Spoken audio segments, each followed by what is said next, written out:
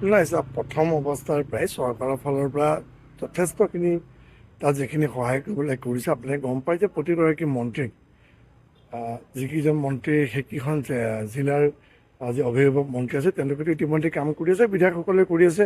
মুখ্যমন্ত্ৰীও আজি গৈ পেলাই বন্যতাসকলক তেওঁলোকৰ শিবিৰে শিবিৰে কৈছে, তেওঁলোকক খবৰ লৈছে আৰু আপাতত যিমানখিনি আছে সকলোবিলাক দিয়া হৈছে। তাত কোনো অলপো তাত কোনো মানে কম হোৱা নাইকিয়া মই ভাবোঁ যে এতিয়া অকস্মাত হোৱা বানপানী যিটো সাধাৰণতে কোনো ধৰণৰ সাজু নাছিলে, চৰকাৰ এখন সাধাৰণতে সাজু নাছিলে আৰু যেতিয়া নেচাৰেলি হয় আমি গম পাই যাওঁ যেনেকৈ বানপানী হোৱাৰ সময়।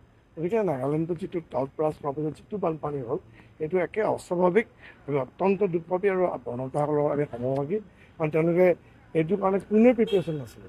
সাধাৰণতে কেতিয়াও তাত বানপানী হোৱা নাছিলে আৰু অকস্মাত যেতিয়া হয় যথেষ্ট ক্ষতি হৈছে, মানুহৰ মৃত্যু হৈছে, অতি বেদনাদায়ক কথা। আৰু তাৰ কাৰণে যিমানখিনি লাগে চৰকাৰে কাম কৰি যাব। ক'ৰবাত ডিজাষ্টাৰ মেনেজমেণ্ট ফেইল হৈছে নেকি?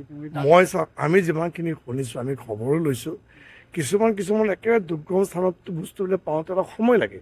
কিন্তু এনেকুৱা নহয় যে বস্তু কম হৈছে, ৰাজ্য চৰকাৰখনে খবৰ লোৱা নাই, সহায় কৰা নাই, তেনেকুৱা একেবাৰে হোৱা নাইকিয়া। আপুনি নিজেও দেখা পাইছে, ছ'চিয়েল মিডিয়াত দেখা পাইছে, আপোনালোকৰ সংবাদ মাধ্যমৰ যোগেদি আমি দেখা পাইছোঁ যথেষ্ট সহায় হৈছে। সকলোবিলাকে যিখিনি তাৰ দিবলগীয়াখিনি সেইখিনি সুবিধা সকলোৱে পাইছে। দুই এটা সমষ্টিৰ বিধায়কে কিন্তু সমষ্টিবাসী ৰাইজক সঁহাৰি জনাব লাগে, সেয়া নোপোৱা বুলি অভিযোগ। নাই চাওক, একেলগে যেতিয়া সমষ্টিতটো যেতিয়া বানপানী হয় সকলো মানুহে সকলো সময়তে সমানে সুবিধাখিনি নাপায়। সমষ্টি এটা ডাঙৰ সমষ্টি যেতিয়া হয় তাত মানুহবোৰ যাওঁতে, বিধায়কজন গৈ পাওঁতে বা চৰকাৰী বিষয়াসকল যাওঁতে অলপ সময় লাগে, কিন্তু এইটো নহয় যে কোনো সহায় পোৱা নাই।